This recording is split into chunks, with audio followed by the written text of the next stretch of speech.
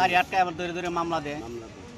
এখন আমরা তো 500-700 টাকার কাজ করি, বাল বাচ্চা হলে চলতারি না খাইতারি না, ইয়ে হতে তাড়াতাড়ি ঢুকাই দেয়। এরপরে আমরা আরো এই ওসি সাহেবের নেওয়ার ভিতরে আরো মাইট দূরি করে আমরা টাকা না দিতে 500-700 টাকা দিতে লই গাড়ি এখান থেকে রোডের তুই সাইডে গাড়ি করে কোনো মামলা দিত না।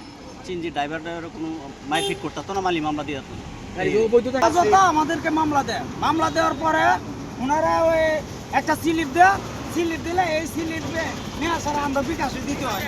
তারপরে কি করে আমরা বুঝি না, পরে আমরা ওই গাড়ি লিয়া আসে, আমরা গাড়ি দিয়ে দেওয়া পরে নিয়ে আসি।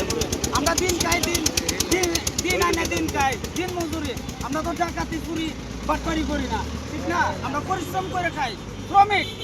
আমাদের উপরে এত জুলুম অত্যাচার কিসের জন্য? দেশের মধ্যে যে পরিস্থিতি, পুলিশের সরকার পতনের পরে 3 মাস পুলিশ কোনো হয়রানি কোনো কিছু মানুষের করছে না। এখন পুনরায় আগের আবৃত্তি হয়েছে। আমরা ইউনূস স্যারের বলি, সাধারণ গরিব মানুষ রাস্তায় গাড়ি চালা, আমরা সরকারের রাস্তা ব্যবহার করি, সরকারকে আমরা টাকা দিয়ে চলবো। নির্বাচিত সরকার দেশে আসবে, আমাদেরকে নাম্বারের ছাড় দিবে, সব কিছু আমরা ঠিকঠাক করে চালাবো। এখন একটা গাড়ির 10 বছর দেখবেন, 12 বছর দেখবেন, এই গাড়িগুলো নাম্বার করা অনেক টাফ। এই জন্য